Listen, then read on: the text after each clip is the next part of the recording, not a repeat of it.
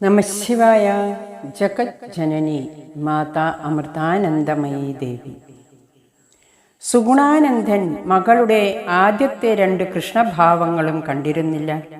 അദ്ദേഹം ജോലി സംബന്ധമായി വെളിയിൽ പോയിരുന്നു. വിവരമറിഞ്ഞപ്പോൾ സുധാമണിക്ക് വല്ല ദീനവുമായിരിക്കും എന്ന് ഊഹിച്ചു. നേരിൽ ഭാവം കാണാൻ തീരുമാനിച്ചു.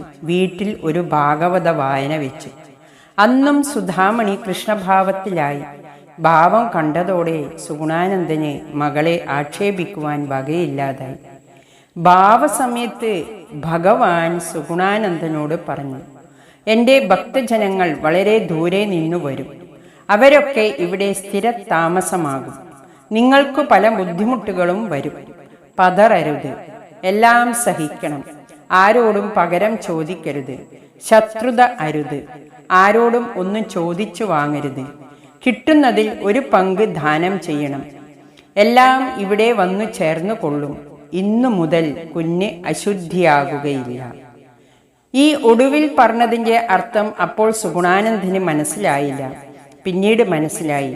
കൃഷ്ണഭാവാരംഭത്തിനു ശേഷം സുധാമണി ഋതുവായില്ല. സ്ത്രീകൾക്കും തപസ്സുകൊണ്ട് ഊർധ്വരേതസാകാമെന്ന് സുധാമണി പ്രമാണീകരിക്കുന്നു. ഒരു രീതിയിലും മകളുടെ കല്യാണം നടക്കാതായപ്പോൾ സുഗുണച്ചൻ ഒരു ജ്യോത്സ്യനെ കണ്ടു. ഇടമണ്ണൽക്കാരെ പരിചയമില്ലാതെ നല്ല ഒരു ജ്യോത്സ്യൻ, മുക്കുടയുള്ള ഒരു കണിയാൻ. ജ്യോത്സ്യൻ പറഞ്ഞു, ഈ കുട്ടി ഏതോ യോഗിയുടെയോ യോഗിനിയുടെയോ ആത്മാവാണ്. ഇതുവരെ കല്യാണം നടന്നില്ലെങ്കിൽ ഇനി നടത്തരുത്. കല്യാണം കഴിഞ്ഞെങ്കിൽ തിരിച്ചു വിളിക്കണം, അല്ലെങ്കിൽ ദുഃഖിക്കാനിടവരും. സുഗുണാനന്ദൻ ദുഃഖിതനായി മടങ്ങി. അതോടെ സുധാമണിയുടെ കല്യാണാലോചന തണുത്ത മട്ടായി. സുധാമണിയുടെ കൃഷ്ണഭാവം വാസ്തവമാണെന്നും സിദ്ധികളിൽ സത്യമുണ്ടെന്നും ധാരണ പരന്നതോടെ ചില മുതലെടുപ്പുകാർ പറ്റിക്കൂടാൻ തുടങ്ങി. സിദ്ധി പ്രകടിപ്പിച്ചാൽ പണം നൽകാമെന്നും മറ്റും പ്രലോഭനവുമായി വന്നവരുണ്ട്. അവരോട് സുധാമണി പറഞ്ഞു, നമുക്കു സിദ്ധി കാണിച്ചൊന്നും നേടണ്ട. ഭൗതിക ലാഭത്തിനു വേണ്ടി സിദ്ധി കാണിക്കുകയില്ല. എൻ്റെ ലക്ഷ്യം നിങ്ങളിൽ തന്നെ രത്നമുണ്ട്. നിഷ്കാമമായി ഈശ്വരനെ ആരെന്നാണ് നമ്മുടെ നോട്ടം. നിഷ്കാമമായി ഈശ്വരനെ സ്നേഹിക്കുന്നതാരെന്നാണ് നമ്മുടെ നോട്ടം. ക്രമേണ കൃഷ്ണഭാവം ദർശിക്കാനും ദുഃഖപരിഹാരം നേടാനുമായി ആളുകൾ വന്നു തുടങ്ങി. ഭഗവാന്റെ അനുഗ്രഹത്താൽ അത്ഭുതകരമായ ഗുണങ്ങൾ ലഭിച്ചവർ മറ്റുള്ളവരോട് പറഞ്ഞ് പ്രതിദിനം ആളുകളുടെ വരവ് വർദ്ധിച്ചുകൊണ്ടിരുന്നു. ഇടമണ്ണയിൽ ഗൃഹത്തിന് നേരെ പടിഞ്ഞാറായി കടൽക്കരയിലെ റോഡ് വെക്കിൽ ഒരാൽത്തറയുണ്ട്. ഒരു ചെറിയ ആലും പൂച്ചെടികളുമെല്ലാം ചേർന്ന കുറ്റിക്കാട്. നാട്ടുകാരുടെ വക പൊതുസ്ഥലമാണത്. അവിടെ ഒരു ക്ഷേത്രം പണിയാനുള്ള ആലോചന പണ്ട് നടന്നു. അതിൻ്റെ തുടക്കമായി കുറെ ചെറുപ്പക്കാർ ചേർന്ന് ആലുവെച്ച് വിളക്കുവെച്ച് അവിടെ ക്ഷേത്രം വരാൻ സുഗുണാനന്ദനും ഉത്സാഹിച്ചുപോയി. സുഗുണാനന്ദന്റെ വൃദ്ധമാതാവായ മാധവി അവിടെ നിത്യവും വിളക്ക് വെക്കുകയും നാമം ജപിക്കുകയും ചെയ്തിരുന്നു. സുധാമണിയും കൂടെ പോകുമായിരുന്നു. ആൽത്തറയ്ക്കൽ ഒരു ചെറിയ ഓലപ്പുരയുണ്ടാക്കി കൃഷ്ണന്റെയും കാളിയുടെയും പടം വെച്ചു. ഭാവദർശനം ആരംഭത്തിൽ ആ ആൽത്തറയിൽ പതിവായി പൊതുസ്ഥലമാകയാൽ ആളുകൾക്ക് കൂടാൻ സൗകര്യമാണ്. കൃഷ്ണഭാവ സമയത്ത് സുധാമണി ഈർക്കിലു പോലെയുള്ള ചെറിയ ആലിൻ കൊമ്പിൽ അനന്തശയനം കിടക്കുന്നത് അത്ഭുതകരമായ കാഴ്ചയായിരുന്നു. ഒരു സമയത്ത് സുധാമണിയുടെ ശരീരത്തിന് ഒട്ടും ഭാരം അനുഭവപ്പെട്ടിരുന്നില്ല എന്ന് പറയുന്നു.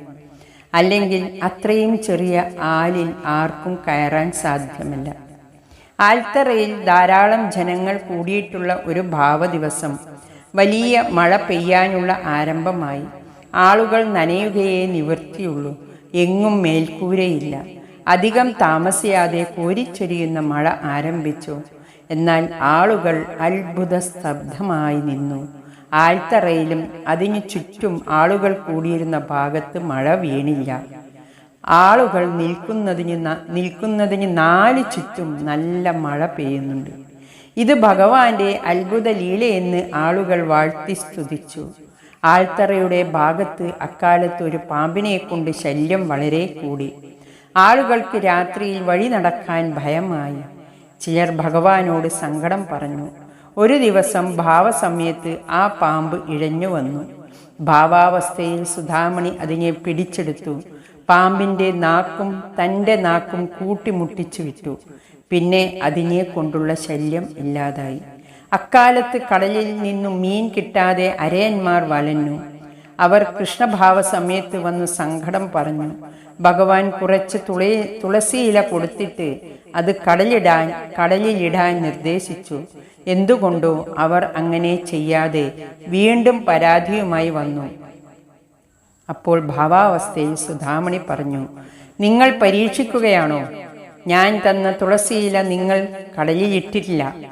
വന്നവർ ഇളിഭ്യരായി. ഭാവാവസ്ഥയിൽ സുധാമണി ആൽത്തറയിൽ നിന്ന് കടൽ തീരത്തേക്ക് പോയി. കൂടെ ജനവും. സുധാമണി കടൽ തിരകളിൽ തൊട്ട് തീരത്ത് നൃത്തം ചെയ്തു. പിറ്റേ ദിവസം ആ പ്രദേശത്ത് മുഴുവൻ മത്സ്യം വന്ന് നിറയുകയും അരയന്മാർ ആശ്വസിക്കുകയും ചെയ്തു.